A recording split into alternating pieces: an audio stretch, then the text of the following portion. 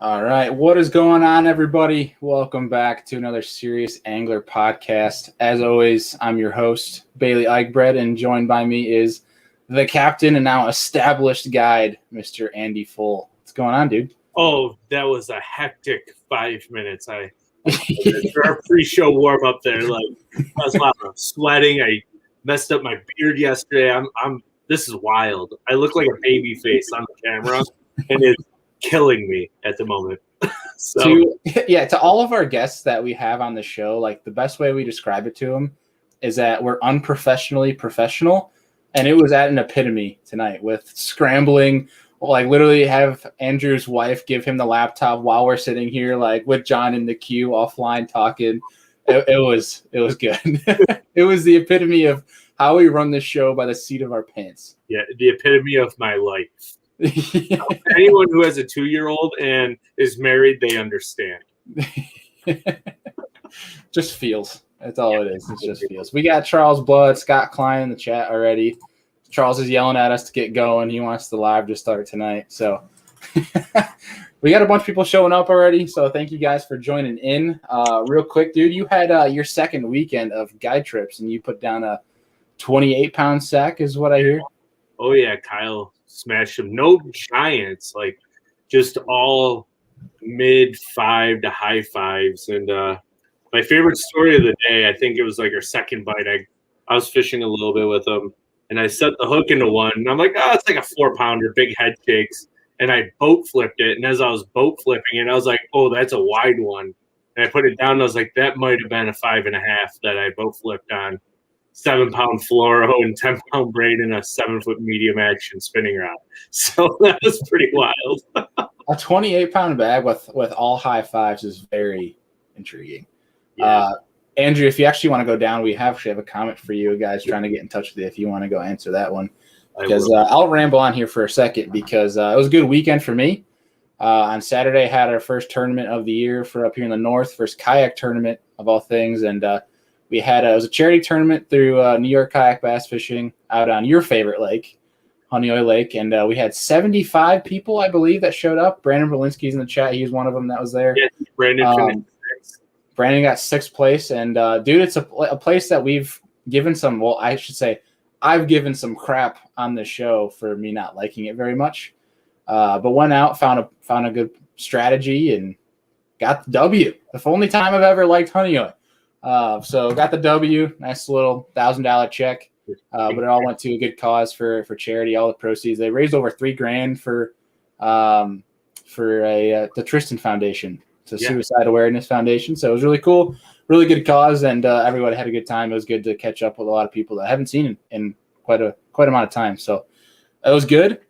Good little confidence booster, dude, because it was like a tournament for me that like I caught a lot of fish. I caught some decent fish for that place, but I think for me, the thing I walked away from, even though it wasn't like a crazy serious tournament, was I stuck with my decisions and my game plan. I made the right decisions, and that's what felt pretty good about it. And fish clean for the most part. I only lost 2 fish, so out of 30. I'm asking you, you crushed it. I was pumped for you. You called me, and I just got off the water, and I was like, "Wait, what?" Well, anytime you have 28 pounds, everything else is kind of a blur. So, to be honest, it's almost becoming the norm out there. When we can get out early, it's just dumb. So last weekend, I fished the river with Brandon, and we caught 110 fish in like 8.5 hours. And then Sunday and Monday, I fished with another buddy, and he brought up his uncle for a birthday present. And we ended up catching, I want to say, close to 100 fish in 2 days. 3 or 4, I caught 3 or 4 over 6, right around 6. They had 27 pounds both days. And then Kyle on Saturday goes and drops 28 and a quarter. And we didn't catch as many fish. We caught maybe like 25 to 35, but they were all bigs, all over 4 pounds. Dang. So, yeah, it was fun. That's pretty sick, dude. Well, dude, I think one thing that needs to be mentioned real quick going back to that is I want all those fish that are important, that were the 5 longest fish, that's how tournaments go, all of them were caught on a queen tackle tungsten finesse football jig. I think that was important to know. And those who follow us on social media saw the actual thing that I posted on there. That thing was money. I think that was the keys. Everyone was on the bank, beating the bank, and I was offshore a little bit, slowly dragging. Everyone was out burning chatterbaits and such, and some guys were doing something different. Like I know Brandon was doing something different. I won't say what he was doing on here because I don't even know if he wants me talking about it. But I was offshore a little bit, focusing. I was target fishing on these rock piles that were a little bit deeper, and obviously worked out. But enough about that. If we want to, we can talk about it more afterwards because we have more matters that need more attention here. And real quick, before we get to our guest today, Mr. John Soukup, congratulations to Matt Becker, who won on Lake Murray, the Tackle Warehouse Pro Circuit, as well as Keith Carson for the NPFL. I teased Keith over Instagram DMs because he said he had 27 pounds when it turned out he had 25. He overestimated his weights a little bit, so I gave him some fun over Instagram. But and then lastly, dude, I think one of the big statements of the weekend, third all-time bag dropped on Bassmaster, and probably the craziest day on Bassmaster Live. Freaking Lee Livesey, 42 pounds on Lake Fork. On a spook. Freaking topwater. Like I ran home and I was like, where's the topwater box? I can't wait for the water to go up 20 degrees so I can start chucking it around because we're still in the low 40s in New York on a lot of our lakes. So I can't wait for that to happen. Yeah. And this is something that we're gonna be chatting with John about here is, we're watching the Wright Patman tournament and watching the Fork tournament and seeing how guys were successful. It was another weekend, dude, where you don't need Panoptics to win a tournament. So it was kind of one of those things where it's like there's this rave now saying that you should ban Panoptics and all this stuff. You hear guys saying that because that's probably the most popular comment I saw when MLF and Berkeley had their joke on April Fool's Day of ban Maxent, and a bunch of guys, more traditional, older time guys, were coming in saying, you should ban Panoptics and front-facing sonar. That's what a lot of guys are saying. That it was like a cheat code, but I think pros are going out here showing you don't need Panoptics to win derps and drop a big bag. Could you imagine if you could get Panoptics angled up and get rid of the surface like clutter on it and see that spook walking and watching? I think you can. I think it's just an angle thing. John could probably correct us here, and we might as well bring him in here so that we're not wandering, mumbling like idiots. Mr. John Soukup, what's going on, man? Hey guys. So are we wrong here that you can change the angle of the transducer for front-facing sonar where you can? I've been listening to you guys for about 10 minutes, and I would say you guys are wrong often in just my first analysis of most of your conversations. Seems like you guys just like to be wrong about most things. Is that right, Andrew? Yeah.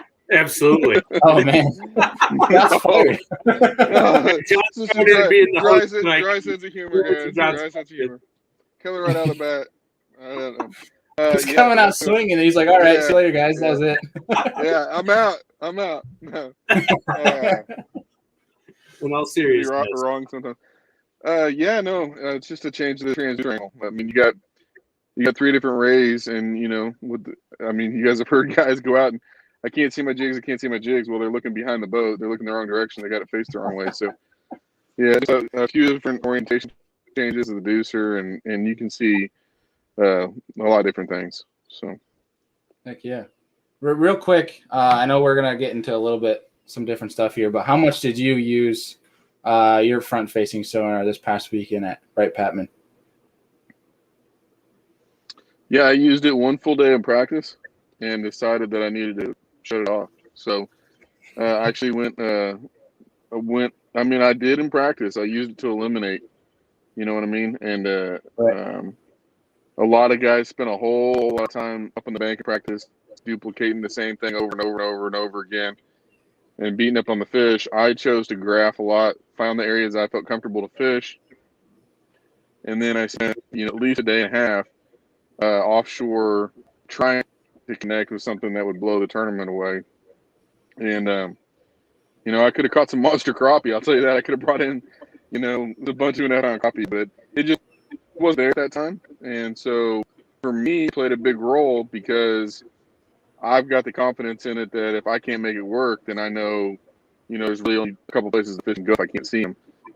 And so it allows me to just, when I say shut it off, I could mentally just clear it out of my head and stay focused, stay shallow. Yeah, I think there's some guys, and I've seen it personally, where they kind of, they get on their boat, they use it a lot, they get confident with it, and then they use it so much where if, they forget about everything else. They think they have to resolve to just looking down at that screen where, they can't, like yourself, turn it off. They can't get away from it, and it kind of almost burns them in certain situations and obviously helps them. Yeah, it's a balance. It's a big time experience thing. You gotta have experience to know when it's the right tool and when it's not the right tool. But for shooting sonar, I explained a lot of times, there's really three things that you can do with that sonar. One, everybody sees you, winning a tournament because you're chasing individual fish, putting a lure right on its head. And although that is the case some of the time, two other major factors that you can do with that sonar right off the bat, anybody can do, is boat orientation, structure, cover, things of that nature, being able to find, locate exactly where it's at. You can do that right off the bat. The second thing is the environmental factors. In practice, when I was running my last scope, I came across a bank. At one point in time, you had spawners, pre-spawners, and you had post-spawners. Well, everybody knows the pre-spawners, they move up, they stage usually put together, a secondary drop, deeper hole, channel, something of that nature. And then they move in, they get real shallow, and they spawn in the shallows. Well, the next thing they do is immediately when they're done, is the first thing that they're looking for is the shad spawn happen. They go hit up on the shad spawn. Well, how do you know where the shad are at if they're not actually flickering on the surface and doing the obvious shad spawn thing? Open allows you to utilize that environmental factor and to go in there and see where shad are rolling and feeding on, and where they're at. And sure enough, I'd find a shallow area like that just off the spawning area, and I get I get bit. And tournament time came around, and when I went into the scenarios where that shad were at, I could see on my live scope that they weren't there. And so I knew that if I wanted to stay in that area, I needed to not focus on post spawners. They'd been left the area, they were out deeper or further out, and I only needed to focus on what was the remnant spawners in that shallow spot. So, those are factors that you can use that technology for, other than just targeting individual fish. Right. Hey, backtracking a little bit, you talked about how you could catch some monster crappie at Wright Patman, and we talked a little bit offline how we wanted to learn about how you got into fishing in the first place. Who got you installed in it. I want to backtrack a little bit and hear about your history of how you even got into fishing in the first place. I'd love to hear that. Well, I am a 39 veteran of being a fishing nerd. My first word was fish. I was raised with aquariums all in the house with goldfish. The backyard, we had a koi pond. My dad loved to fish, loved crappie, loved bass fish. We never really owned a big boat. We always would mini boat, bella boat, wading creeks. That was what we had to have. And at around 2 years old, I actually ran in the koi pond in the backyard. And it was a big deal, I was announced on arrival, taken to the ambulance, the hospital, everything, and came back alive. It was, it's a big experience, obviously, that here during my whole childhood, I'd hear about it. But it gave me the large sandbox in the neighborhood at one point in time because they filled the pond up with sand. But I was always infatuated with fish. Like I said, my first word at the aquarium was fish, fish, fish, fish. I drowned because I want to go swimming with the fish when I was little. And, I've just never been nothing besides fish head. I love fish. My dad would take me all the time. We'd go. There's certain trips I can remember back to that we'd always do. One was in the springtime, anytime the temperature was going to be above 70 degrees and not below 50 at night, or, 45 was okay, but, our benchmark was 70, 50. We'd run the shallowest creeks. The dogwoods are blooming, the redwoods are blooming, and we knew you could go in there. If the bass hadn't moved up yet, the sand bass had for sure.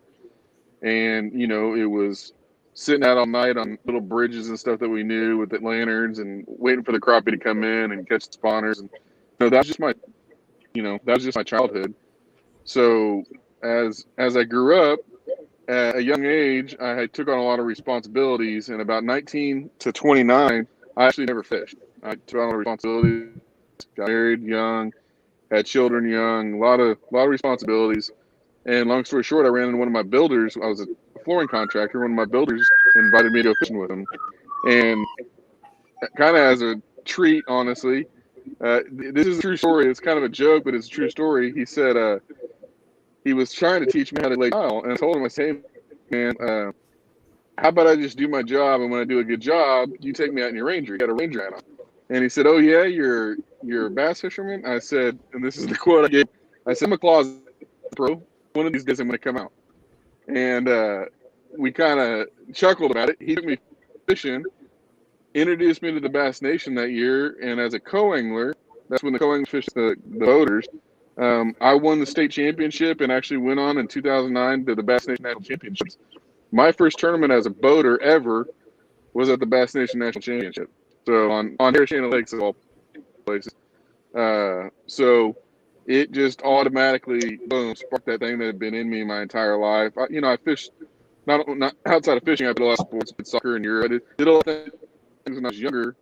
So obviously a lot of us fishermen do. We have that competitive thing in us, Most people, you go back, you're like, oh, I wrestled, I played baseball, I did. Most of us had something of some nature. And so that's been it, man. I've been focused on getting eventually to the point in time when I could be on a pro level. And about 3 years ago, I qualified for the Forest Wood Cup. And at the Forest Wood Cup, my boat broke down, and that was the creation of the Bass Tank. The Bass Tank is an electronics company that we sell electronics nationwide, but we also provide tech support and train people and web install shop. And that was just a solution to my personal problem, which was I'd spent a lot of money on a boat and had sponsorships, and my boat wouldn't even start. And so, we wanted to solve that problem for people.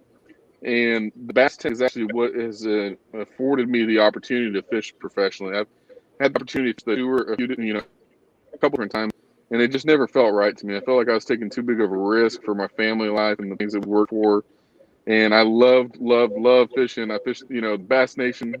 I love the Bass Nation. I fished a couple of national championships, the state team, regionals and all that. You learn a lot and they're there.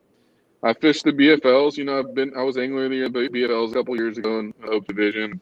I haven't really fished a lot of, full seasons. I fished a couple full seasons, but, with all intent purposes, I planned on someday being a professional bass fisherman.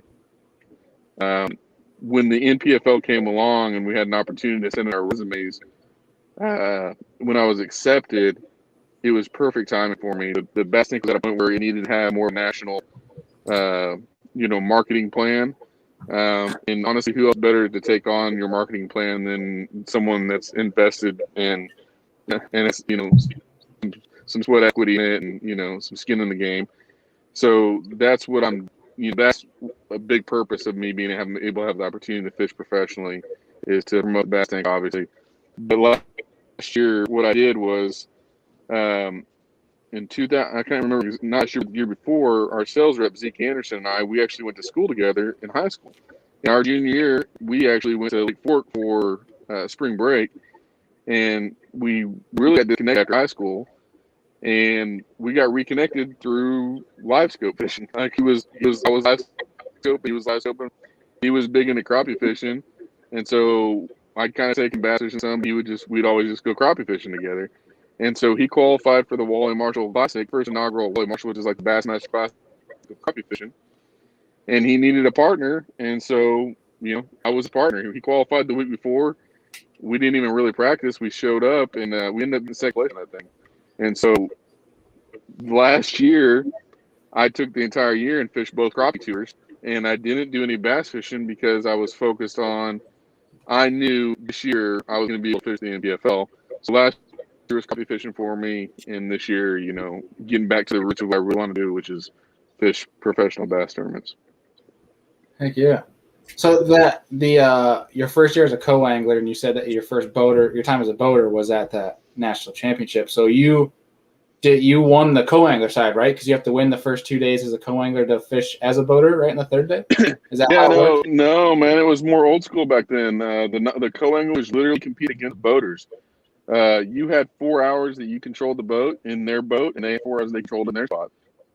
So at the end of the time, you can say, hey, time to load up. You got to take me to my spot, and I get the front, and they got to stand in the back. And you're competing against them in their boat.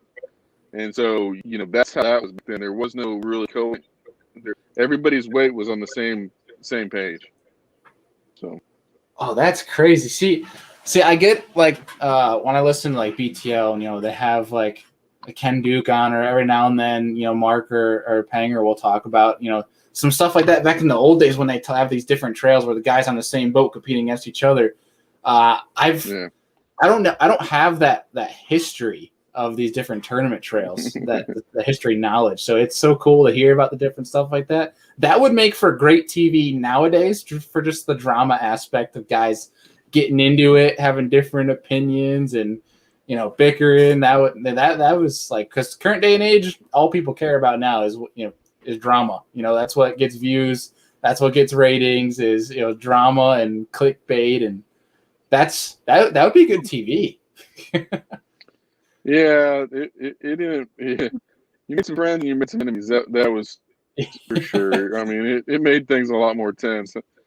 There's definitely more competitions than needed to be at that time. But I will tell you what it does make you is it makes you a better fisherman, because you've got to do what you want to do really quickly. You don't have all day to figure out what you want to do. Mm-hmm. And then if you're not doing it right, and old boy stands up and just shows you how it's done immediately, you're like, oh. You don't have to wait to hear the story about it and then try to go imitate it later on. Like, you saw it for yourself, Right. I was just casting on the wrong side of the stump, or I was on completely wrong side of the lake. And so, it made for good training ground. I feel like for me, I've got a lot of tournament experience, not on the national level, but on some local level stuff that I feel like gives me, an advantage of understanding how, I think I'm a little bit more experienced than a lot of these younger guys that they got a lot of knowledge. Don't get me wrong, I had a lot of knowledge. Roland Martin's 101 basket catching secrets was my Bible as a kid. I mean, I could quote that thing, and I filled my head. I was one of those guys. Every Bassmaster magazine, I could, before the sentence was over, paragraph, I already knew what was in the next sentence because I read so many, and that's all great, but you need some on the water experience to be able to connect the dots. And so that's what those events do. They're very good training grounds. A lot of the best fishermen will say they had some kind of time in their life where they did that. Yeah. Yeah, and that's the thing nowadays. A lot of people watch YouTube videos and they kind of attribute that to them getting better at being an angler. But I think YouTube videos and these articles will give you great things to think about once you're on the water. And like you mentioned, on the water, and like we mentioned on the show so many times, is on the water is where all the learning happens. You might get ideas from watching videos and reading articles, but it's not actually going to click in your brain until you actually make it happen. And you're only going to do that is when you're on the water. So, yeah, another great point. But especially on the top of electronics too. Like, people think they can just throw 4 or 5 or 6 graphs on their boat because they see what everybody's doing, and then they go out and they run GPS and 2D and never anything else. That makes me laugh. But it's like, you put $15,000 of electronics on your boat, but you don't know how to use them, so therefore you're just in this same trap and you waste all this money. So that's another thing. Like, you don't learn unless you actually try to use it. Yeah, and unfortunately for me, I didn't have anybody to self-teach, teach me, and I spent a lot of time with LiveScope, especially in general. I was a slow build, even with side imaging. I think back, when I was fishing that Bass Nation National Championship in 2009, on the right side of the boat yard next to me was Ben Parker, and on my left was Brandon Card. And that was right as they both qualified for the elites. And the first thing I did in 2009 after making friends with Ben was I went to Kentucky Lake, drove out there, spent 3 days in the boat with him, and had him train me on how to use, Humminbird side imaging. And that was when Kentucky Lake was still on fire. And so, that experience with Ben actually was something that was little, in that it's not like I lit up the world or learned. I mean, that's like I could just do it perfectly immediately. But that experience, that was at the time where I was like, I've got to figure this out as a fisherman for me to be able to get at the highest level. I have to. And that was in 2009. And so I don't really think I got to where I was really, really, really, really getting dialed into my graphs until, maybe maybe 15 through 17, somewhere in that time. And even now, you still learn, but from about 17 to now, so the last 4 years is when, for me, there's been a catalyst of growth, and you talk about the younger guys, YouTube, there's some younger guys I take out, I show them one time, and like pretty much the next week they're as good as they're good, I'll put it that way. They're as good as it took me a year to get, within a week or a month. And so that learning curve, a lot of guys are getting that opportunity because they didn't have to go self-teach themselves. They're able to learn from others. Yeah. Yeah. On the topic of electronics, what do you think is, I'm talking about anything. It doesn't have to be a specific feature that electronics provide, but what do you think are some of the biggest mistakes that people make when it comes to electronics? Well, the biggest mistake is they just trust that it's installed right in the very beginning, and it doesn't have an oxygen to the brain. It's never going to work anyways. Your boat's going to break down like mine did in the forest both days. And so that's one. They spend, like you say, $8,000 to $10,000, maybe $15,000 in the product, and they don't even care to spend the next $200 to make sure that they got the right wiring ran. So that's one of the biggest mistakes. Not that. Secondly, I'd say it's just like technique. If you want to learn a technique, you don't go out there with 30 other rods in your boat with 30 other options of technique. You force yourself you spend the time to get that technique out. And I've done this. I've taken, certain techniques, and I've gone out and actually competed in tournaments with one technique, knowing the weather was incorrect for what I needed to be doing, to force myself to prove it is impossible to use that technique to do. And every once in a while I'll click and I'll force myself to figure out a way to make it work in all conditions. And so, that is one of the biggest mistakes people do. They don't go out there with electronics and do that. They don't actually go without the rods and spend time and graph. When they do graph, guess what they want to do? They want to catch a fish. They don't understand that 90% of graphing is not finding and locating a fish. It's finding the cover, the structure, understanding the bait environment, water temperatures, whether I'm in flats or whether, I got what grade of slope that I have, how close the channels are. It's basically taking the topography of mapping and getting that inside your head and understanding the whole layout of the lake, and so that you can pattern fish. And so when you do get a bite and you realize, oh, they're in 3 foot water in secondary points next to a shallow flatnet, but it's got to be within 50 foot. It doesn't have to be within a quarter mile. Once you get that, then you can immediately, use your electronics to go find and locate that same thing. Now, with that being said, obviously, you do have the advanced levels like Tucky Lake kind of thing, Pickwick Lake, where you're graphing and seeing schools of fish, or Alaska, where you're, targeting fish. But I think a lot of guys, they try to take it and they take it to the most advanced level right off the bat, and they get frustrated and they just give up on it because you can't do it. You got to have the basic steps to get there. So that's one, one major mistake that I see is guys not spend the time they try to cheat the learning curve and actually put the time in. Second thing that I feel like guys do, and this is good because my business partner, Scott Palmer, he's a control systems engineer by trade. So he's full-time with the Bass Tank now, but he's an engineer. And so if you want to go down the rabbit hole and nerd out on how all these things actually work inside the systems, the processors on it, he can do that for you. And when I go and I do a lot of, boat shows and technical stuff when I'm doing a seminar, you always have those few guys that will raise their hand and they'll ask a question. And my first response to them is, how is it going to help you catch more fish? And I mean, I'm not trying to cause any issues or anything with them, but I'm just asking because I want to know, are you here to actually learn how to catch more fish, or you want to just have, a processor conversation? Because if so, I got a guy you can get on the phone with. You can talk for an hour and a half, but it's not going to make you, I don't feel like it's going to make you a better fisherman. It may help you understand some of your electronics, and if that's the way your brain works, then maybe that'll make you a better fisherman.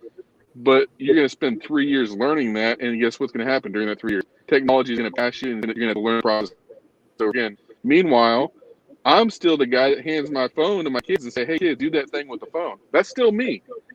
But yet, I'm out catching fish with electronics better than most average guys because I learned the cheat codes of how to take this thing and say, you know what, here's 100 things to learn about this electronics. I only need to learn this one thing right here.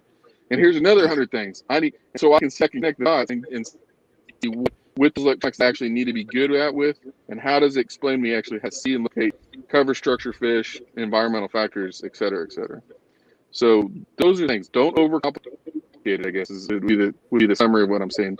Don't overcomplicate. Make sure it's installed right. Spend time with it, and don't overcomplicate it. The electronics are good enough now. If you're not seeing, you think seeing, they're not seeing it. We used to have to kind of guess at things and interpret it. You don't have to interpret anymore. If it's not there, it's not there. Yeah, and that's a great point, because we have a comment here from Zach Gramza. I believe I pronounced that right. Sorry if I didn't. And he said, "Are you a believer in the out-of-box settings?" Oh yeah, 100%. I think that they're okay for the average fisherman, but you won't ever see me out of those things. First thing you'll see me doing when I put the boat in the water is I start tuning in my settings to the factor of the day. And a lot of people think, oh, it's muddy versus clear water, but honestly, I think the biggest factor is sunny versus cloudy. The light fluctuation and stuff that occurs that somehow affects that different. You'll have, pollen be a major deal. With salt content, high mineral content will affect your settings. The reflection of objects coming back, which seen current can affect things. So in those factors, everything I just named, any body of water that you can name right now, day to day or from hour to hour, any one of those factors can go up and down and change, and they do. As the sun rises, as your heat, in the day rises, or in the evening it comes down, those things, it will change that. So yeah, I think that out of the box settings honestly will work for, your waking guy. If you want to become a guy that can get to the max level, you need to learn how to tune units. What setting do you think is more important above the rest? Is there one that stands out, or is it more just the combination that's most important?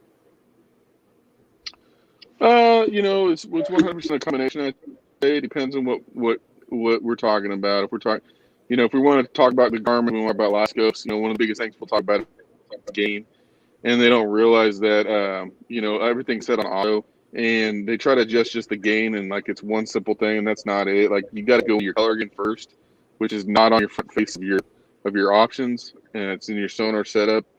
And you change color gain, and then after that you fine tune with your gain. So there's an order in which things kind of need to occur to tune things in. I don't play guitar or anything like that, but everybody I know picks up a guitar when they see to go tune it. They start with one chord and work to the others. It's kind of that same thought process there. That makes sense. Yeah. See, we have from Logan Sullivan. He says, advice on lining live scope transducer up with your bait so you can see it on your electronic screen. So I think he's asking like a way to simply easier line it up. Yeah, so assume that you've gone through and you've made sure that your live scope transducer is mounted in the correct orientation, as to be whether it's on your starboard side or port side of your trolling motor shaft. It's important because they're opposite each other. Don't ask how it works, but it's a fact, So go in there and sure that's going. I'm going to liken it to, there's a thing like I like to do the wax on, wax off. You asked me about my boy Matt Pangrack and him getting him into crappie fishing. Matt wasn't a diehard crappie fisherman. What he wanted to know is he wanted to learn how to use Panoptics to catch bass. And I said, okay, we're going to do the wax on, wax off. I was like, what's that? We're crappie fishing. He was like, crappie fishing? I'm like, yeah. You don't go out, you don't take a sniper and somebody's like, I want to shoot like you want to shoot 1,000 yards. Well, here it is, shoot 1,000 yards. No, you're going to go to the range, you're going to shoot it at 10 maybe at first. Make sure everything, and then go to 100 yards, and and everything's tuned in, and then you work on your breathing, you work on your trigger pull. There's things like that go along before you actually start hitting that 1,000-yard shot, right?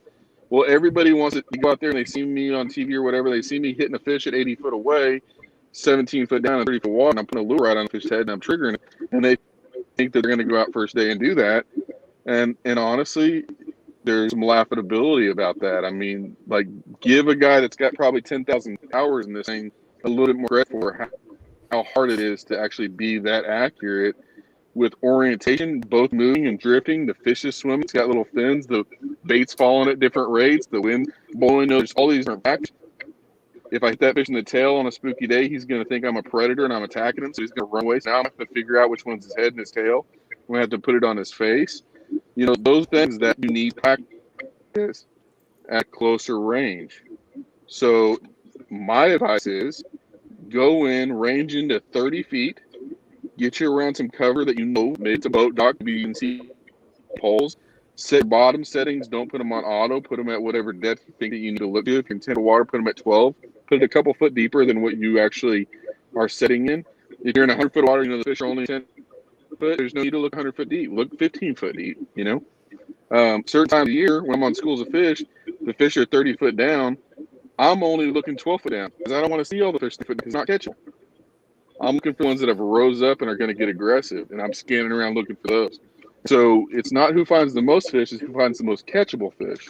And that's what the electronics are going to help you find and locate and determine is just personality. Which ones are hot, which ones are not, you know, which ones are scared ones. And these are all factors that you'll learn. It takes a lot of time to learn. You're going to fish a lot of fish. When you first do this, you're going to fish trash fish, even bass. And, you know, so crappie are big old turkeys. They like to sit still. Now, they will run a little bit, but for the most part, they sit still. So that allows you to go out, take a long rod, don't take a casting rod, take a 10 or 12 foot crappie rod, and lower that lure right in front of where you're at, and look at right and control your trolling motor and get onto that lure and look at your screen. Okay, there it is. Now move your foot pedal a little bit to the side and pick up your lure and drop it again, and keep on doing that until every time you drop that lure, you're right of the screen. Now get that lure, go left and right of it. Do what I call feather sweeping. And watch the return on that get brighter and dimmer as you go left and right. See, I'm looking at you right now, and early on, I kind of fool myself. I said the cone's a lot smaller than what people think it is. They say it's 20-degree cone, and we did the math, and it's like, well, it's 70 feet, it's like 30 foot wide, and all this different stuff. I was like, no, it's not true. It is true.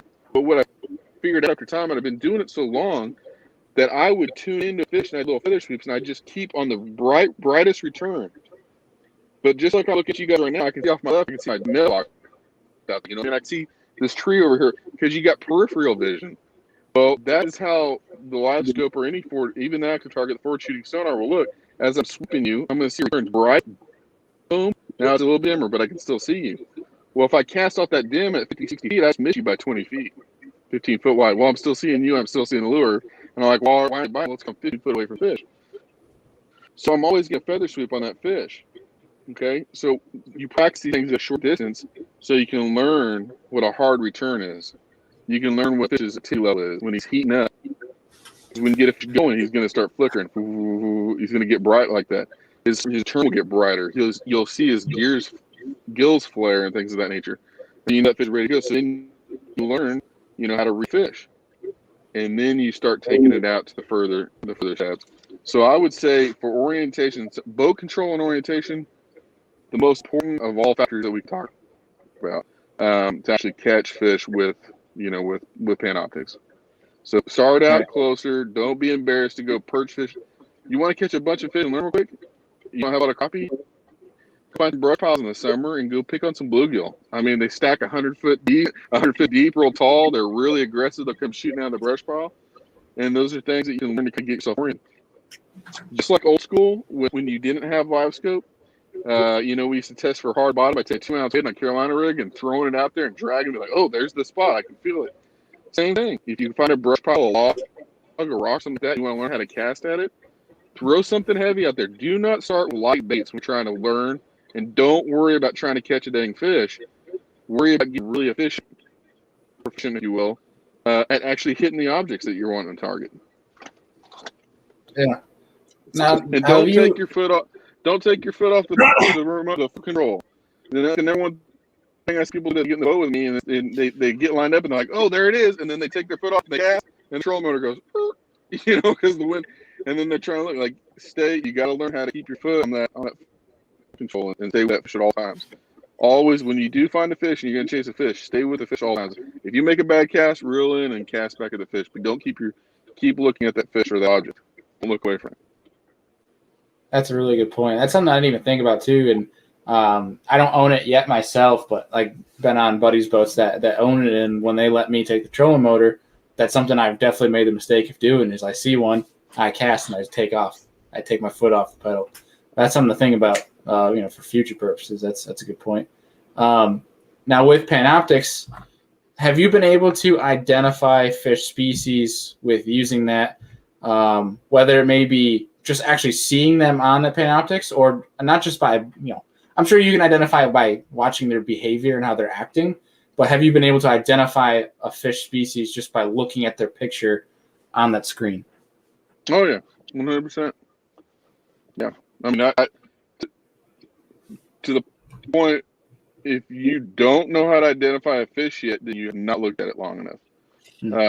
Now, there are times at new water, new lakes, a lot of trash fish and stuff, a lot of buffaloes and drums and smaller carp and things like that, it will mess with you a little bit until you kind of get in a rhythm of what's going on.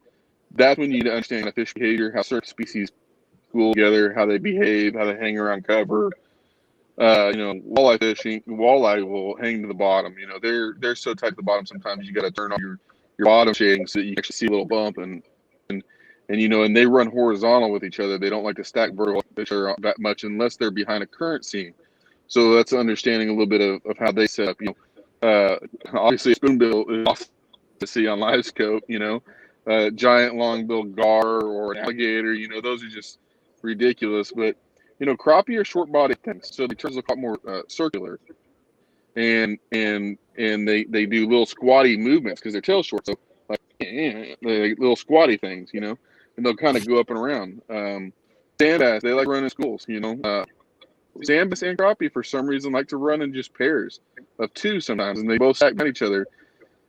And so those are, and they'll run high. When they do that, they're running high in water columns. So those are things that you learn out of catfish. They like to, when they get around a brush pile tree, they'll kind of go along the bottom a little bit, but they're a lot slower with their movements like this, And bass, it does like they're a lot more sharky. It looks a lot more like a cartoon whale, if you will, where the head is bigger. There's a space between the head and the tail, and sometimes a good one will look like it's two fish, and so the head kind of goes like this, and the tail kind of, and it'll shark around, and it doesn't like to typically, not all the time. Okay, everything I'm telling you, I call it the 90% rule. Everything I'm saying is 90% of the time is accurate, and then there's 10% of the time the fish will just do the complete opposite of everything I'm just saying. So there's times when I'm not figuring them out that I'll just test things out, be like, well, maybe they're sitting like this. But for the most part, bass like to kind of move around cover, and they don't like to sit real still as we think. With that being said, Toledo Bend this year, we had a big cold front. I was down there for maybe 850, and I was coming out of a spot where they should have been up shallow. Rain started coming in, and I'm scanning, and I hit timber, and I'm like, look at those big old crappie. And I'm like, you know what, man, those things are just too big to crappie. And they were sitting just like crappie, sitting real still on top of each other, nosed up to a tree, dirty water. So I went ahead and I picked up a jerkbait and threw it in there. And if it wasn't for the first cast, I wouldn't have sat there and spent the next 3 hours there. First cast, one came up and ate it, and it was a bass for all, so, like I said, 90% rule, but you 100% can identify species. Not only that, I can tell you guys one story. I was in a couple years ago when LiveScope first came out, and I wasn't as proficient as I am now with it, but I did understand it, and I could understand fish sizes. And I think it was a 14, or maybe I can't remember if it's 14 or 15 inch limit. Someone had to help me with that, but I was on finding major deep schools. When I say major, there was at least 100 fish in these schools. And when I find these schools and have all these fish, I realized that pretty much none of those fish were actually keepers when you find those big schools. But when we found smaller schools of 15 or so, the fish got bigger as the schools got smaller. That's just kind of how it was. Well, for the tournament, my fish that I was on, they weren't firing at all. So I decided I'm just going to go practicing. And so I went graphing, and I found a school that I hadn't found in practice. I knew it was one of those hundred schools that probably didn't have keepers in it, but I needed to try it anyway, so I stopped on it, and I threw a spoon up in there. And when I did, all the fish ran off the hump that I'd found them on. They took off. So I knew they were really scared. And I sat there for a minute. Here they come. Doot, doot, like almost like turtles on a log. They went doot, doot, doot, doot, doot. They just came back on that hump, and this is like, in 35 foot of water, okay? So I'm sitting pretty close to that when I was ready for mine. I had a drop shot set up. And as I'm looking at this school, I identified 2 fish in that entire school that were bigger than the others. And my co-owners with them, and I'm coaching them through. I'm telling them everything I'm seeing. And I pitched a drop shot to them, and I got to go right in front of that bigger one. And and both of them at the same time, they both went down there together, went over a log, and went down to it. And I said hook too fast because I got excited. When I did that drop shot up over that log, and I'm commentating this whole thing. I'm like, oh, I missed him. And here comes that bigger fish. I saw him. He comes up, goes over the log, and eats it. I said the hook, I bring him in. And whatever that length was, it was 15 or, it might have been 14. But I caught that fish. It was just a quarter inch bigger than the length limit. So when I caught it, I put it in the box because I needed it. I looked back in there. I caused a whole bunch of cushion by catching that fish. And I scanned around, and I saw that bigger fish take off and leave, which was equal to the size of the one I just caught. There's still, 50 fish down here on this hump. And I looked for a little bit, probably a couple minutes, never made a cast, pulled up the trolling motor and left. Because I knew every single one of those fish down there were smaller than what I just caught, which was only a quarter inch over the length limit that I needed. So what that did for me is, I identified the biggest fish in the bunch. I caught them, and then instead of wasting another 30 minutes to an hour just sitting there hammering small fish and just saying, I know there's a bigger one in here. I could just leave and find some different fish. So. That's a really good point. You're able to eliminate it quickly. Yeah.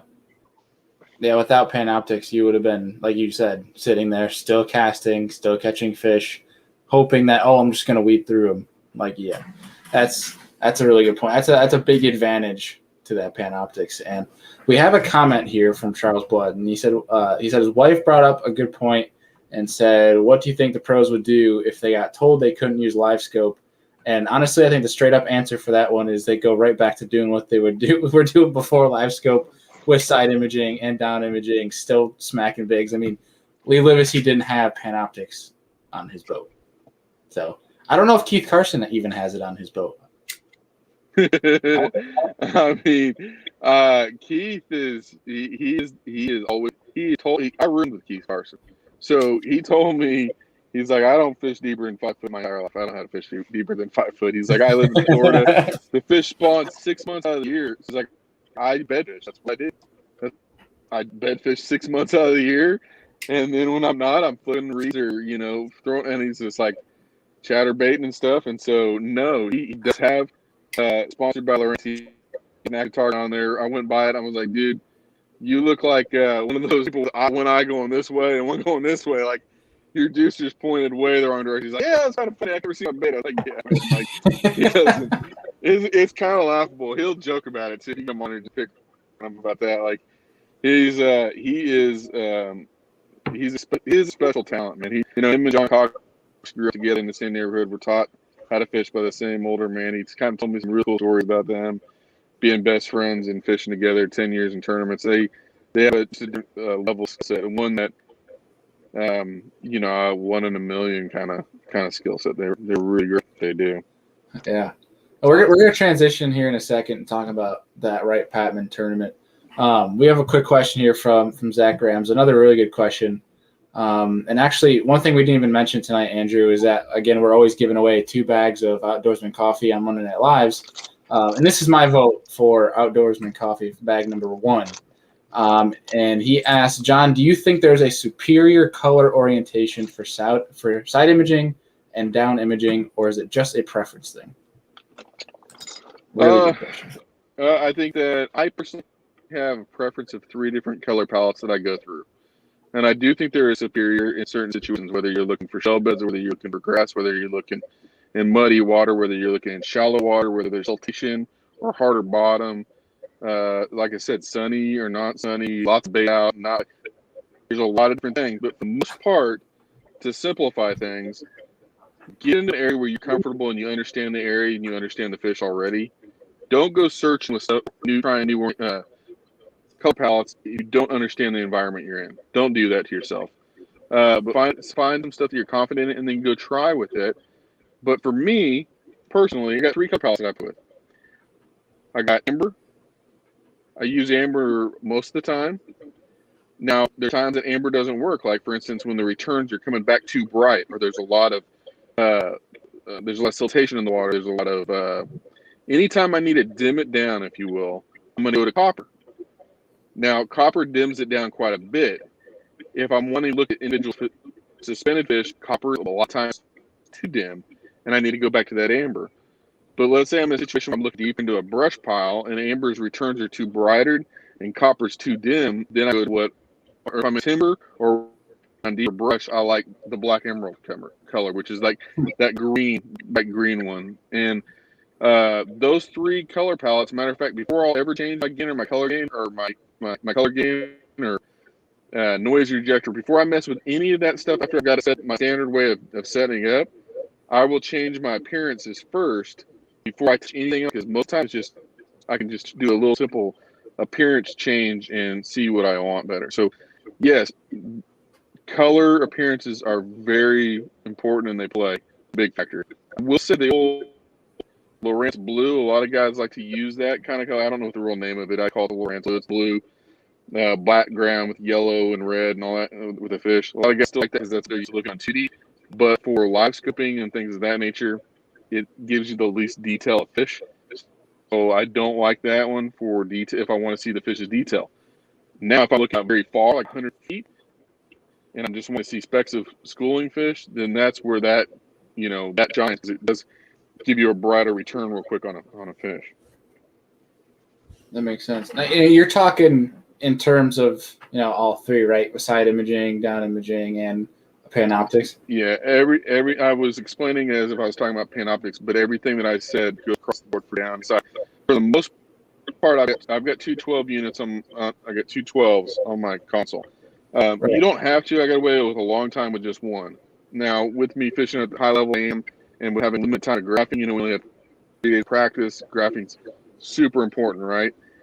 You want to be able to see things from different vantage points and different angles a lot of times. Well, I will graph with I've got on my right side of the screen, I got down in side view set up, and on my left, I have down in side view. And I've also got 2D running, and I have my AFTCO running, which is an old flasher. I have that running all the time. A lot of people don't realize that I still use an old flasher when I'm dropping more than any other tool that I have out there. I still use that along with my mapping. So I've got those all set up, but what I have is on one screen, I'll have like amber, on the right, I'll have like amber down and black emerald side, and on the left, I'll have amber side and black emerald down, and it's literally the same map, but it's just 2 different colors, and you will be surprised how many times you'll see something in one color palette and you didn't see it on the other color palette. Especially if you're talking about shadow lines, it's important when you're graphing, seeing shadow and shade. So that's how I use color palettes when I'm graphing, and it really helps out. And like I said, that's also how I learn a lot of times which color palette works best that day on that certain situation, playing around with a couple at the same time. Right. Great point. Yeah, that's a really good point. Couple more questions here, really fast for you. And Brandon Berlinski has a good question here. And I want to take a crack at this. And you're more than welcome to, like you said at the beginning of the show, tell us that we're completely wrong. Is that he asked, what's the least amount of depth electronics is helpful for? And I feel like I've used side imaging, at least even down to 4 or 5 foot of water when the water's dirtier, to kind of see some structure that you can't see from the eye. So I think there isn't too much of a limit when it comes to shallow water with using electronics. What is your take? It's not how shallow, it's how far away as well. And there's a joint combination of those factors. So if I'm fishing in 1 foot of water and I'm sitting in 10 foot of water, I can see everything. So there is no limitations. If I'm in 1 foot of water, but I'm casting 100 foot back in there, 6 foot, I'm not going to see that. So, right. My limitations go depending from circumstance to circumstance. I will tell you, I have caught bedding fish in 2 foot of water with my live scope. I have identified a drop or a stump out there in 2 foot water. So, for guys to say, oh, it's not good 5 foot or less, they really have not taken or learned.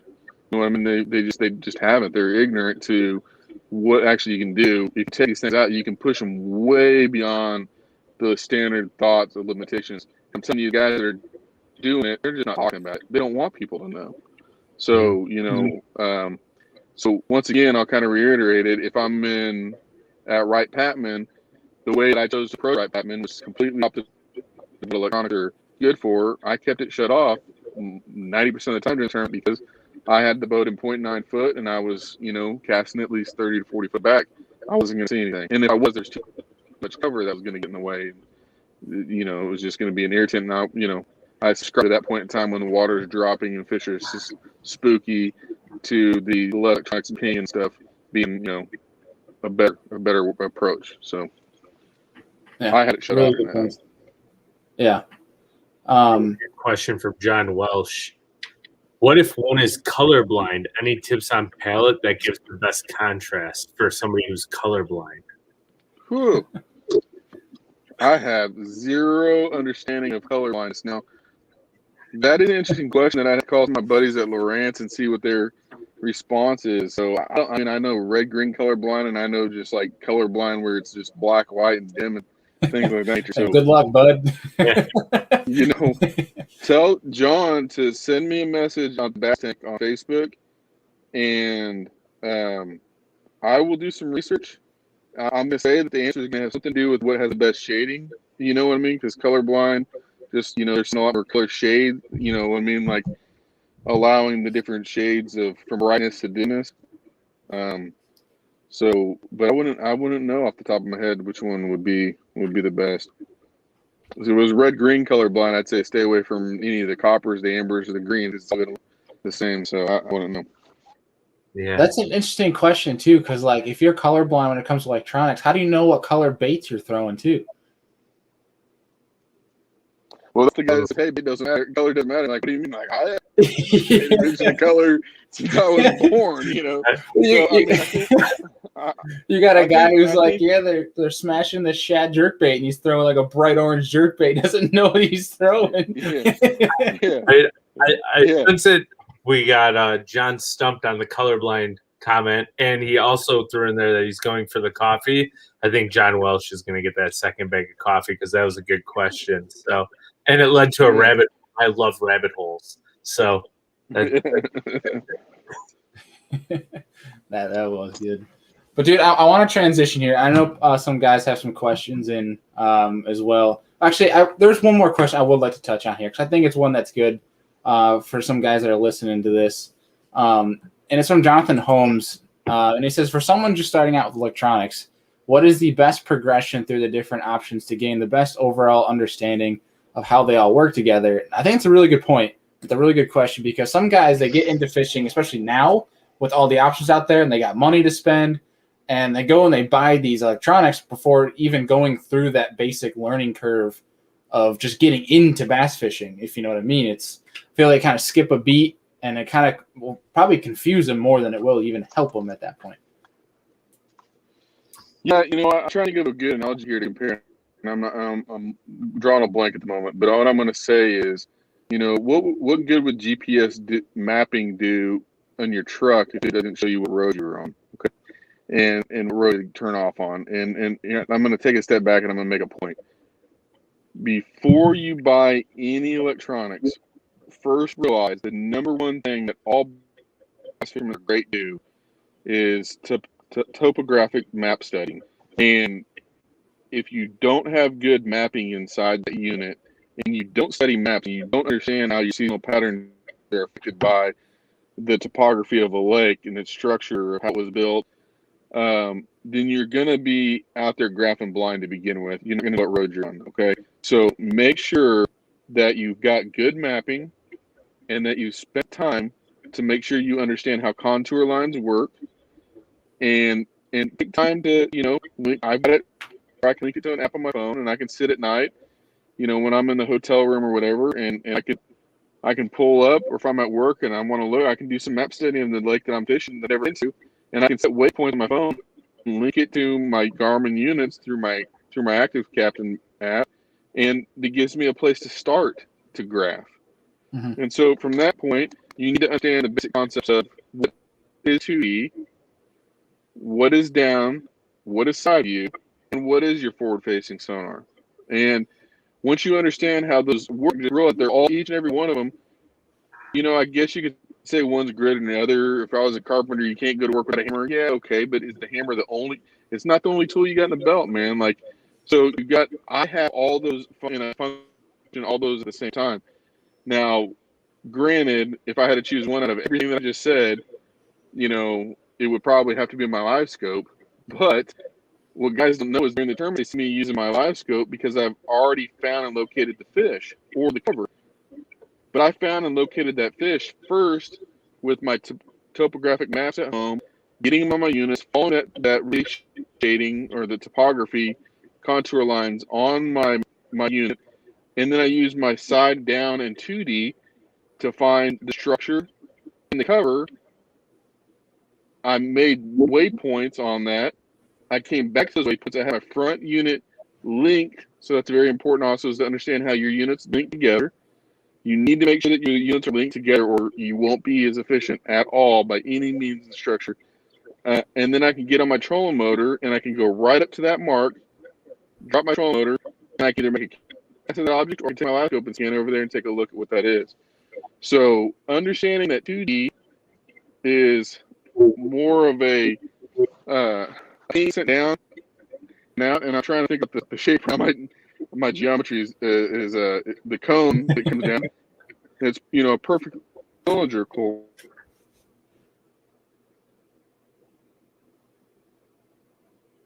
Oh, we can't hear you, John. AirPods, I think, died. Yeah. Let me do something real quick. I don't want to get. I forgot to silence my phone. Did the rookie mistake. Can you hear me? We can hear you. Okay. So 2D, it's going to go out and down. It's going to cover a lot more. Okay, and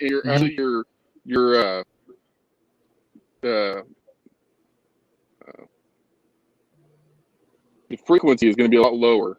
Okay, which is going to allow you to see more. You're actually going to see more fish, but it's not going to be as accurate.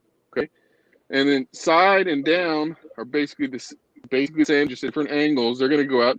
They're going to be at a higher hertz. We're getting to the point now where, when I set my stuff at like 1070, I'm not looking for fish anymore. When I look for fish, I go down with a lower frequency because you're shooting through the fish when you have a higher frequency. What you can see is the shadows of the fish, and you can see that your cover a lot more.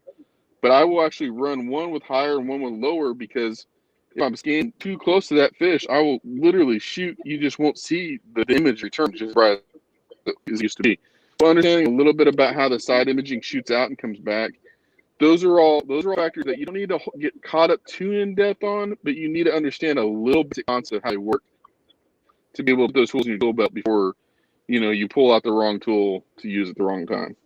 So, heck yeah, all great points, and I think a lot of people took notes off of that, and they should be taking notes off of this segment. We're talking about these fishing electronics, but I want to switch gears and talk about your NPFL event on Wright Patman.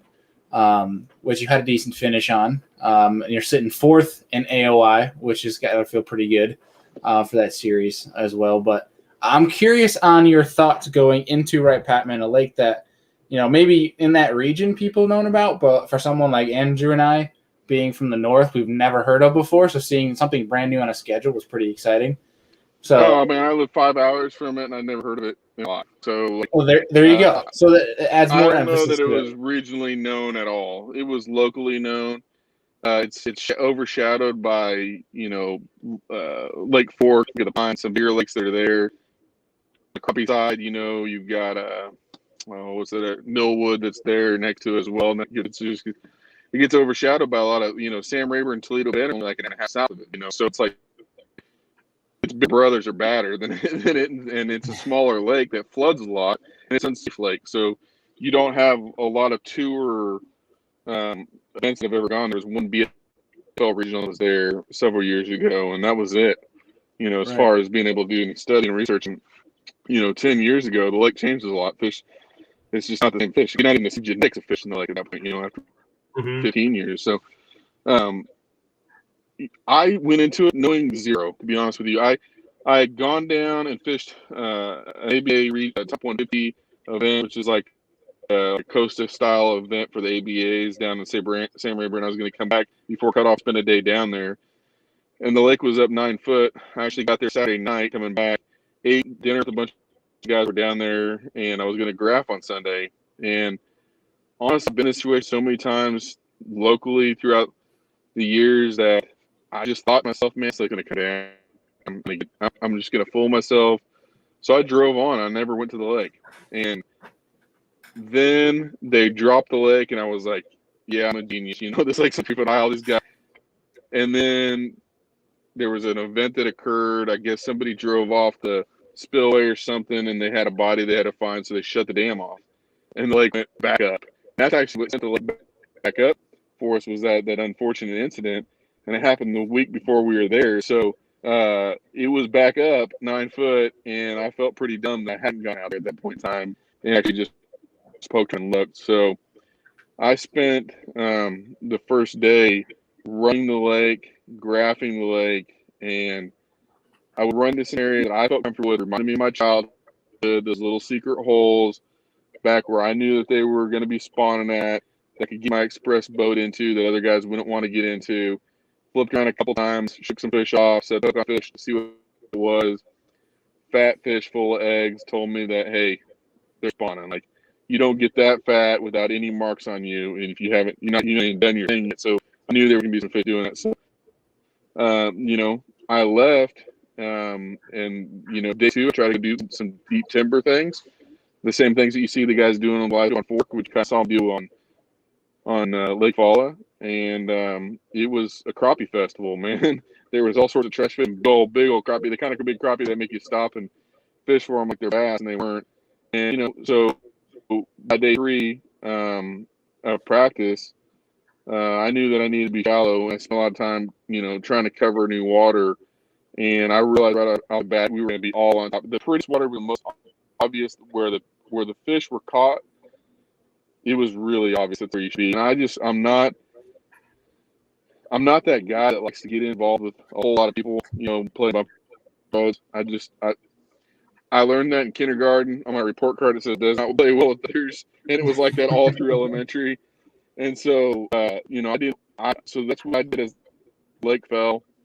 I went back and I got in that shallow stuff, and I fished that we're not replenishing. So that was a problem that I had to deal with, and I knew that though. Like, once I caught the fish, there wasn't going to be more fish moving in because the lake had fallen so much. The pre-spawners they were moving out to the points, and that's why I was catching so many fish. Is the fish were just coming to them, and so I just kept on running new areas every day, and every day I would end up gliding. We all lost fish, man, and that was a big deal. I was skipping, a little plastic about 30 foot back under these bushes back in there where you see they were bedding that, and a lot of times they'd swipe at it, they wouldn't eat it good, or you'd hook up on them, and you just couldn't get them through the brush. So that's just, everybody had those stories. Everybody lost. Yeah. So from your opinions going into it to how did it differ from your opinions leaving the place? Did you leave with more hunger to come back and explore more, or was it one of those like, hey man, that's tough, I don't want to come back here? Oh no, I like tough. It wasn't tough. That's not the thing. It was not tough. It was almost too easy to get bit in practice. You know what I mean? Like you knew everybody was gonna catch fish. I don't set the hooking up, and I never saw a fish over 5 pounds. I personally never did practice, and the ones that I shook off, maybe one bite I can think of that was like, oh, that was a real good one. You were hearing reports, of these guys catching 7s and 8s and stuff in practice. And the funny thing about it is, no one weighed one in tournament, which makes me think they were either big eyeing them through a joint or they caught them and they decided that, hey, we better not hang out here because here comes the hook. So they left and they put their helmets on and hunkered down. But the lake is full of fish.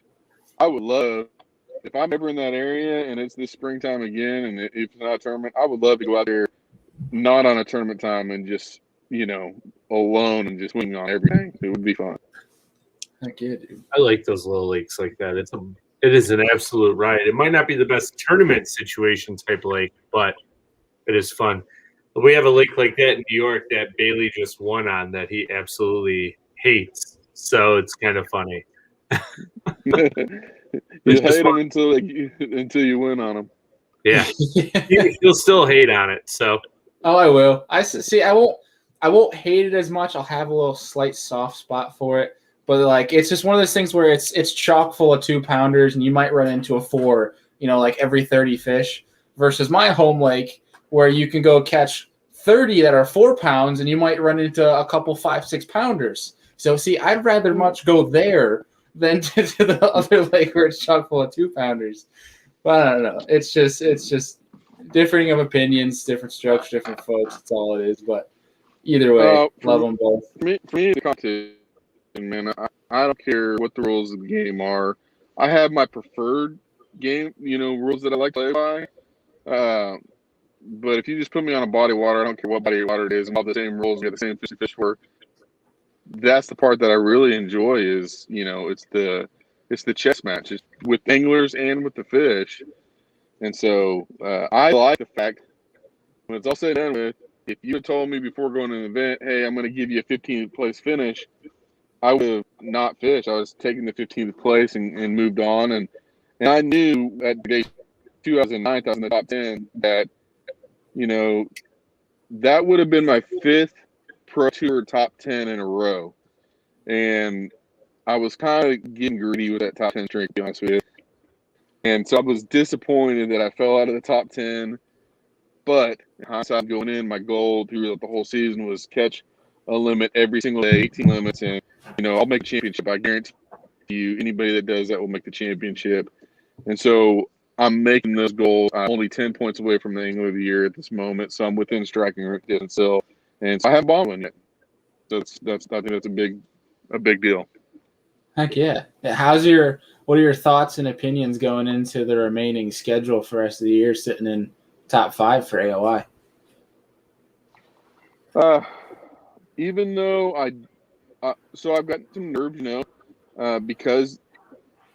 The nerves of the unknown. I've never been on pick week. Last time I was at Harrison Lake was in 2009, which is my first, tournament as a boater was there at Harris Chain. And so I understand Harris Chain as far as I know how to run around on it. I remember that. And that even that little bit of knowledge of just knowing how to safely navigate something makes you feel better, more aware. But it doesn't necessarily make you a better fisherman. I've never been to Eufaula, Alabama a day in my life, and I found it pretty quickly. Within 30 minutes, I already knew what it would take to do well, and I didn't necessarily win, but I won with the pattern I found within the first 30 minutes. So sometimes, all the study you want to do and all the information you want to gather. I'm not a big information gatherer for people. I very rarely haven't done it, but I very rarely ask for any kind of information or waypoints or anything of that nature from anybody, even amongst competitors in the field with each other. Now, I've been sharing a little bit more, so we kind of got into this NPFL thing. Honestly, it's a little bit more for the camaraderie than actually what I feel like is a need that I have.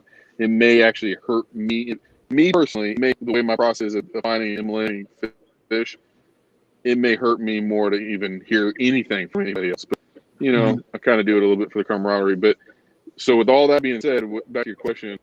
I think that Harris Chain sets up well for me. I think that I cannot not pre-practice this one. I've got an event this week. I should be practicing for, but I go back to the office and do real life business too. On Eufaula, Oklahoma, to finish out the top 150 ADAs. I'm in the end of the year there. I've got one more event, top 3 or 5 qualify for the Ray Scott Championship. That's going to be in the shallow water thing. This week is what we're doing. But then next week is cut off for the NPFL for pre-practice on Harris Chain. I'm going to make effort. I don't know if I can with business and life. I'm going to make an effort to get on Harris Chain, spend a couple days in the water. I don't care if I got to keep the rods, like maybe not even take the rods with me and just graph. Spending time graphing. And that way, because when you only have 3 days to practice, it's very hard to take those 3 days and find new structure spots. It's a lot better, at least one of those days, the first day you go directly to, even if it's a community hole, and you can set on that thing for 3 minutes, an hour, and figure out how the fish are behaving themselves, get a couple bites, like, oh, that's what they're doing. That's what they look like on this graph. That's how this lake lays out. And then you can rinse and repeat, and go find.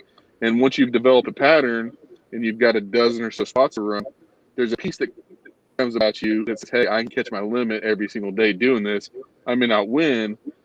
Once you get that piece, you start making good get decisions. You can start freely risking some things in practice, and I'm going to throw a stupid pendant swim bait for an hour and see what just whatever those things that come to your mind, you can just do it and not have any stress and you may unlock a beast. Where I try to do that during the tournament a lot of times. I do try to give myself every tournament day 3 to 4 hours tournament where I do something completely different and actually fish somewhere I haven't even ever fished in practice. I do that. So when I'm practicing, I will find areas where I'm like, that looks right. I'm not even going to cast here. If I'm in this situation, I'll come back here and fish. And I've learned to do that for myself because I always found early on tournaments that I did really good in practice, but I wouldn't be able to duplicate in the tournament day. And some really good fishermen I was around, they kind of came with the same mentality was, hey, we do better when we practice. So we're going to leave this water unmolested to ourselves, and we're going to come practice it during the tournament because that's when you fish, like I know, fish the moment, fish your gut, fish your instinct, however you want to say. So I think here's chain. I need to go do some studying out there. Find me the waypoints that I need to find structure-wise to be able to go out there and my gut know what fish are doing during the right time period. Pickwick, I feel like could potentially set up the same way. I also do believe, so that's Harris Chain and then Pickwick. We got Harris Chain in June and then Pickwick in July. Right. It's going to be there's obviously shallow grass that's there, so that could actually play. It's just known there's going to be offshore schools. The thing about these offshore schools are, I don't think they're going to be just firing all cylinders at that point in time. And so I'll just speak out loud. It doesn't bother me.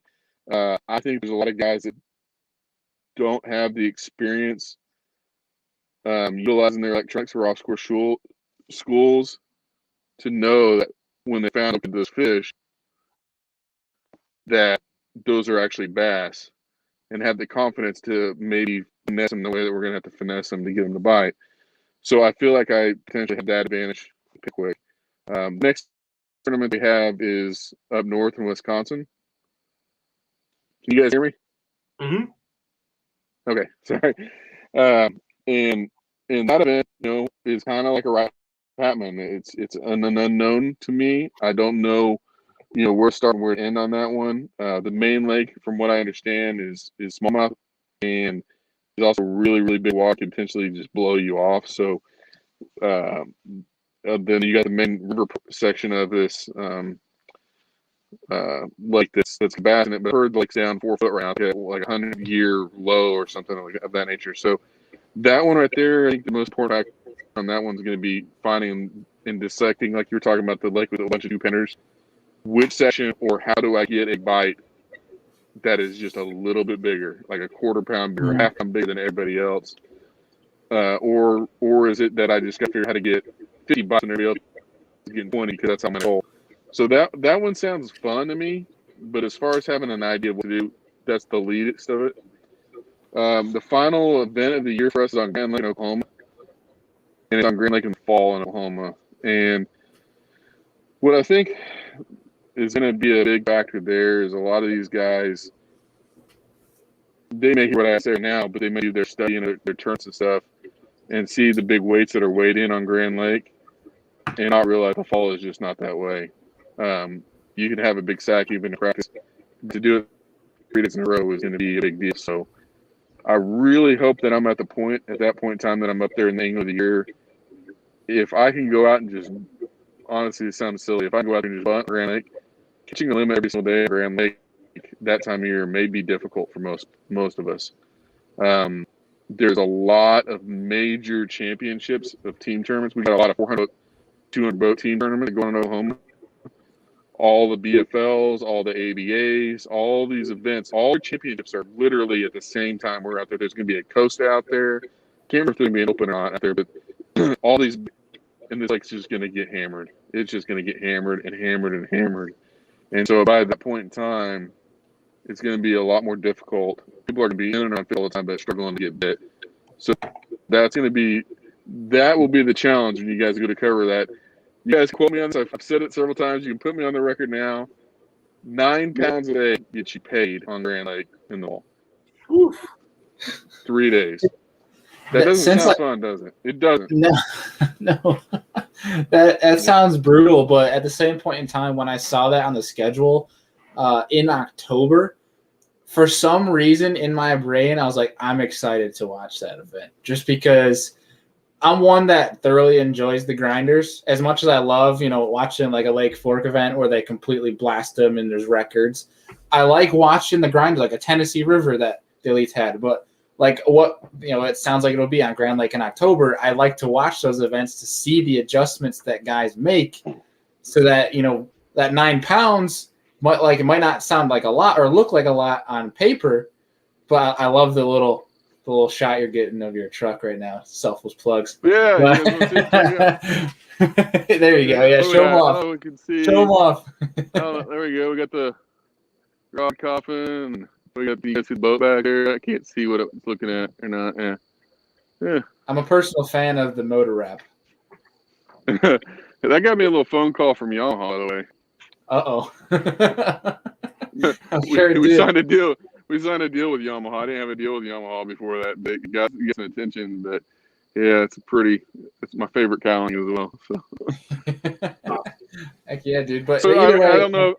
I don't know if that fully answers your question about what I'm thinking, but those are my thought processes on all those. Yeah. I do think that I think I like my chances, but I don't think that it's just going to be by any means easy at all. I think the NPFL there's going to be, I don't know if I'm going to say 20 anglers. And maybe it's more, maybe it's a little bit less, but I'll just go with the 20. Okay. You guys can call the over under I think there's 30, 40 anglers that can win any day of the week, but I think there's going to be, a dozen to 20 anglers that, have kind of gone under the national radar that they're going to be brought to light this year. They can catch fish anywhere they go, whenever they go. And I think it's going to create a lot of excitement going down the wire. Competitive nature uses flowing between each other. So. Heck yeah. Really excited to watch that. And obviously, like I mentioned, really excited to watch that event and grind and see the adjustments that guys make. Because like you just said, that'll be where that 12 to 20 guys will shine, and you'll see those names pop out. But dude, I don't want to take up Sheldon Collins on that one. That's who I'm watching that one. That's Sheldon's Home Lake. I think he finished second or third. I can't remember if it's second or third on Wright Patman. Sheldon's, he's just a great fisherman from Oklahoma. A young guy, just a tour. He's just a kid. I mean, he's just young, which means he's got a huge career ahead of him. And so that's who I would be. I'd put 2 camera boats in his boat, not just one. Make sure that you got a backup running. I figured he was going to do decently well, right, Patman, after the slob that he posted on social media before day one. He posted a whole big head. But dude, I don't want to take up too much more of your time. I see it's getting dark there. I don't want to take up any family time, but I want to say I appreciate you taking enough time out of your night to come out here and talk with us, teach us some electronics and more about the NPFL. And we're looking forward to watching the remainder of the season and seeing what the NPFL can do. We had this conversation offline of, the thoughts about the NPFL and like every event, since obviously the first one, we talked to Jake Boomer about this as well, is there was problems with traffic to the site, and I think that was a compliment on the amount of attention that was being directed to it, and it's only going to get better with each event. And obviously, it's hard to compete with a Bassmaster at Lake Fork with 42 pounds. So I think for what you had to go up against, you guys did pretty damn good. So I think it's only up from here. Yeah. That was a cool event. But either way, dude, really pumped to get you on the show. Really appreciate it, man. And obviously, hopefully AOY becomes true for you towards the end of the season. Knock on wood. Yeah. I appreciate it, guys. Andy, any last things for John before we let him go? Oh, just what I say to everybody, safe travels. You're going to be putting a lot of miles on that express boat trailer and the truck, and safe travels everywhere. And stay healthy through this crazy 2021 that we're facing, the repeat of 2020. So hopefully things keep getting better. Thank you. Yes, sir. All right, man. We're going to let you go here, but take care, and we'll be in touch, man. Thank you, guys. Yeah. Right. See ya. Good dude. Like literally when it comes to talking electronics, learning about the new tournament trail, I don't know if there's a better representative than Mr. John Soukup. But Andy, before we sign off tonight, well, real quick, while we have some decent amount of people that are still in the live stream, I think there's something that we need to let them know that's coming up here. Obviously, we had some announcements last week of I got a new job, full-time job. I still have my business on top of it. Andy and I are still trying to grow this show. So, guys, moving forward, I think we might as well just drop it on them now. Do you think? I don't think there's anything we need to lead up to. Essentially, the plan for now, guys, is we're going down to 2 episodes a week. It is no longer going to be Monday, Wednesday, and Friday. It is going now. We're going to make posts on our social media, kind of go more in depth onto what we're going to do, and I might record a 10-minute episode of me kind of just explaining the details to put out on Wednesday, so you guys can kind of get all the information. But we're going to go down to only Monday and Friday. Mondays are going to stay live. We're going to stay with the Monday Night Live shows, which we appreciate. A lot of the guys that we see in here constantly: Charles, John, Sean Firkins. We see a bunch of you guys: Brandon Berlinski, Mike. We see a lot of you guys every single show, and we really appreciate what you guys do coming every single week. And we want to keep growing this. We want to keep growing the show to reach more people, to teach more people bass fishing. But now we're just going to go down to 2 shows a week, and what we're going to do is every Monday Night Live, we're going to try to make it an hour and a half to a 2-hour show so that you're still getting the same amount of time from that podcast, from that information with guests, but you're just going to have 2 shows instead of 3. It's just one thing that makes Andy and I's life a lot easier at the moment. There's not saying that we're not going to go back to 3 down the road. It's just more right now. It makes sense for us, and hopefully we can grow this show to the point where we can open up our schedules where we can start doing 3 again. We can start doing more. We can take this to new heights. Yeah. And a lot of that comes with your guys' support. Keep sharing this show with people. Go on Facebook, share it with your friends on Facebook. Tell people to go subscribe to the YouTube channel. Show them the MP3 on the podcast format, whichever one you listen on. If you're listening right now, go to Apple Podcasts. Review. Give us a rating because that really helps us get discovered on Apple, and that obviously helps grow this show to new heights. But we just want to let you guys know that it's not anything bad. We're going to still keep the same amount of time per week put into this thing. It's just now going to be 2 episodes, and we're going to keep trying to put out these fishing videos. It's just Andy and I are trying to find time to do that. There's just a lot going on between Bailey getting his full-time job. I work a full-time job as well. I have a 2-year-old married. Bailey is recently engaged. We're still trying to fish. I guide part-time, which takes up a lot of my weekends. So we're just trying to give you guys full quality content all at the same time and be able to do other things as well with the show and with the YouTube channel to bring more to you. So it's, once again, always leave us comments and tell us what you want to see on top of it, and we will do our best to get it done. Heck yeah. And on top of that, real quick, tournament video, I'm almost finished editing it. I'm gonna stay up another hour or 2 into the late night and get it out and get it up so you guys can watch that tomorrow. But yeah, guys, pretty much the whole reason for all this is it's not that we don't have the time. It's more of if we add this in, we keep going at the rate we're going. Andy and I, we had the conversation where it's smart because what it'll do to us is we're going to burn out eventually if we keep at that pace.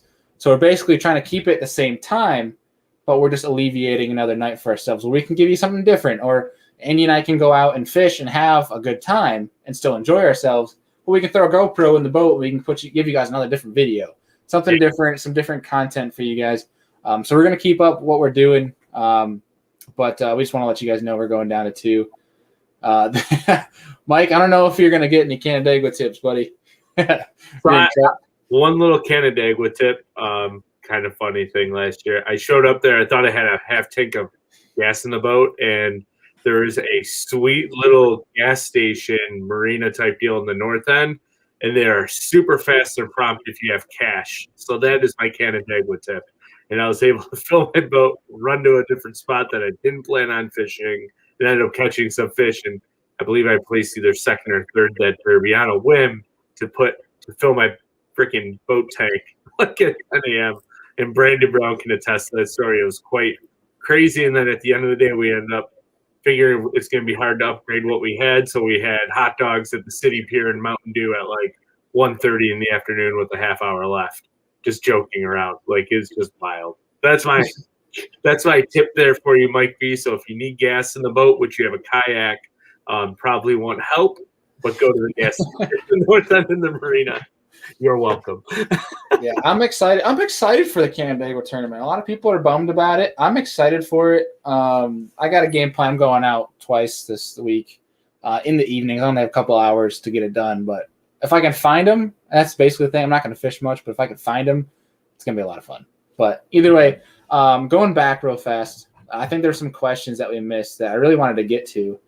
And the first one that comes to mind here is Charles Blood actually mentioned this real quick. Check out the Bass Tank YouTube channel. I will actually add that into this show's description here soon, so you guys can go check that out. They have a lot of good information when it comes to electronics. But Zach Ramza asked if I had any issues using side imaging in my Hobie as far as speed goes. Are you using side imaging and down imaging when you're drifting, or 2D only? That's a really good question from a kayak standpoint. And for me, speed-wise, it's perfect because I can keep at a leisurely pace at like that 3.5 to 4, which is honestly what you really want when graphing.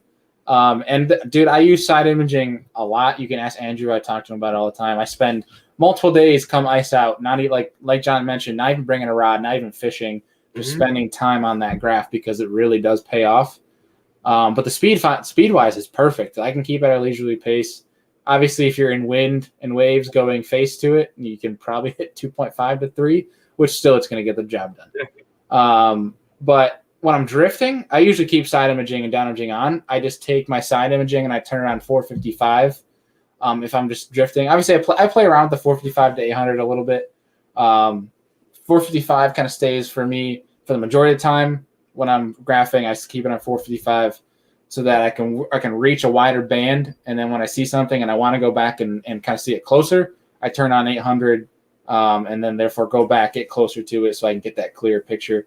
But when I'm drifting, I keep it on 455 just because, I even had it happen at Honeoye where I was drifting and I was target fishing little rock piles and the wind swayed me one direction and I saw a fish to the left that it was just this little pot of fish. Cast it over there, caught 2 off of it. So I was like, yeah, cool. Saw him on side imaging. Sight fished him on side imaging pretty much. So I keep that on. I don't really play around with it too much. Let's see. Yeah, the same thing. So like on Lake Erie, when I'm guiding, I will actually run 2D GPS, so my mapping, because I have an HDS 12 on the bow of my boat, and side imaging on one full panel. I like down imaging. It's just not my favorite tool because that 2D cone is wider. So I can, once you learn how to read a 2D cone, you can understand which way the fish is pointing on the cone. So depending on where the blues and the reds lean, you can tell which way that fish is moving in your 2D cone. So if he's going left, or if he's going right, or if he's straight ahead based on the way it reads back to you. So I always have my 2D on over down imaging, but with side, our average drift on Lake Erie when we have a little bit of wind is like 0.8 to 1.2, and it's almost fast enough if you go nose into the wind as you drift backwards to get a clear enough picture to find that rock pile that you're off to the side of the boat to almost pivot the boat after your drift to bring your bait through. So that's a little hot tip for you is always run that on the front as you're drifting backwards, always nose into the wind, because you can actually reach down and mark that rock pile and then sway your boat over if there's fish on it when you're drifting and bring your line right through that rock pile, depending on how far your line is out. So a little hot take for you guys. Yeah. Another one Mike B said here, any tips for using electronics in very weedy lakes that just cover most of the grass?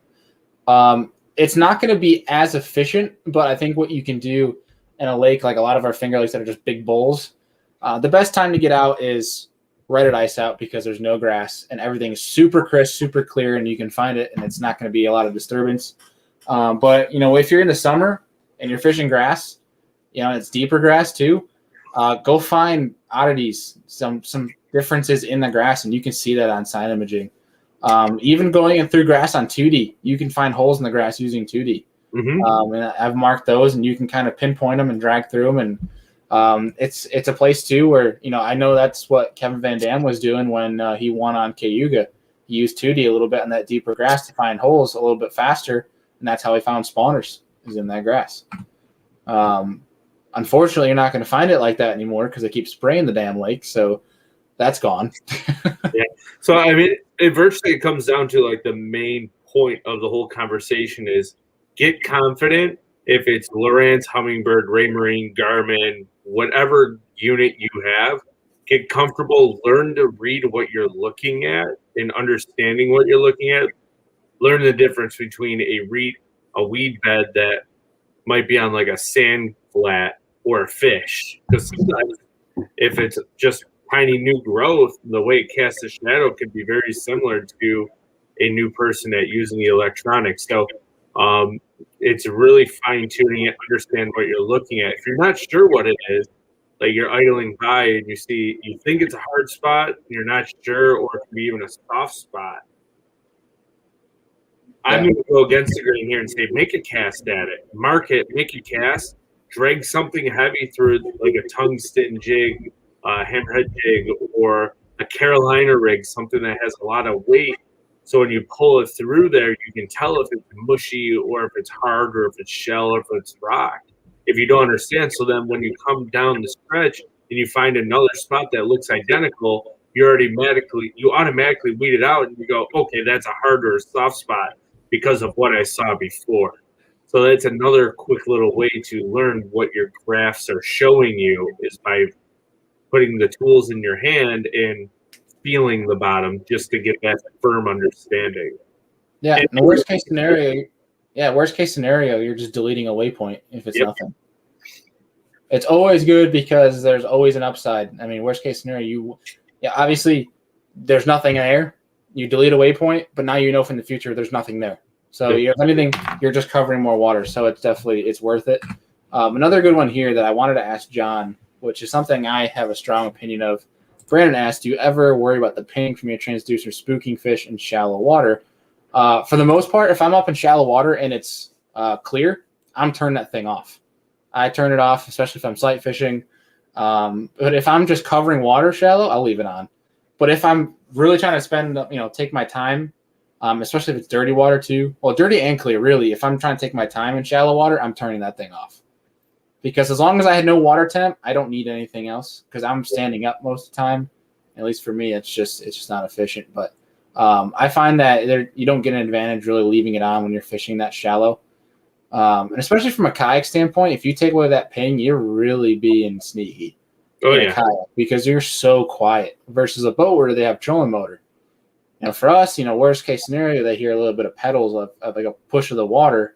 It's not as, it's not loud at all. Or they're hearing a paddle or seeing a paddle, which I think if you're taking your time up shallow, get the water temp, get the information from your graph that you need, and then turn it off.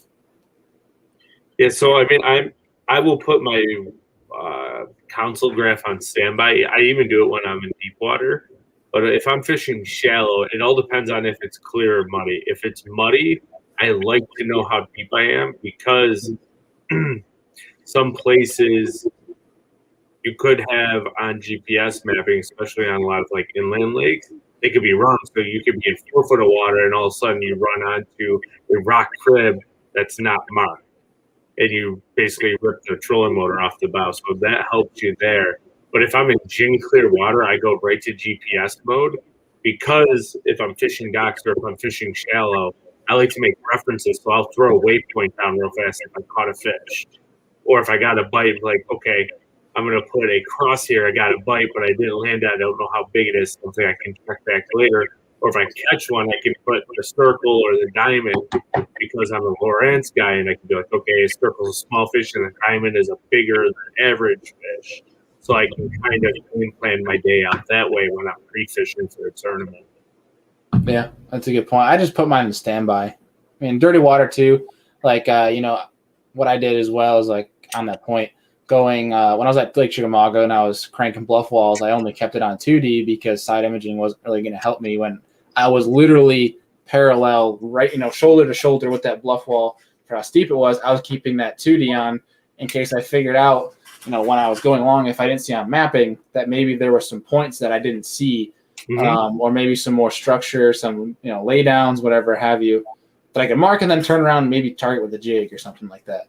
So that's a really good point. So I leave 2D on in certain situations like that, but for the most part, I'm putting it on standby, so it's not even making any noise. But it's good to play around with that. Like if you're in a clear water scenario where you can see fish, you're around fish, and maybe they're being finicky, play around and turn that thing off.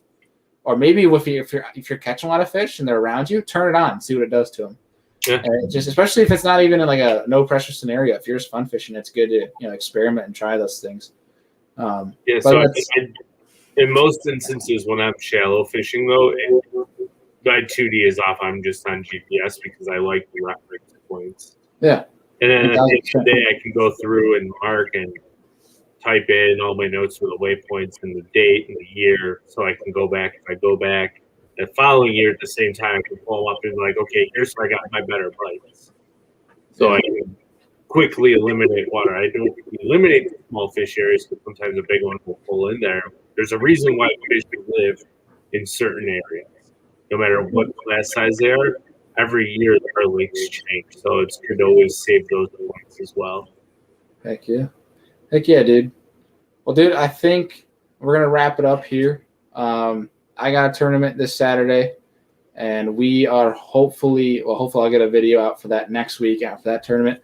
But Friday, I think what I'll do is actually Wednesday, I think I'll try to put out like a 5-10 minute video just for those who maybe have missed tonight to explain what's going on with the podcast, why we're going down to 2 shows a week. We'll put that out on Wednesday. If you're already listening to it right now and you already knew why, then you obviously don't need to tune into that one.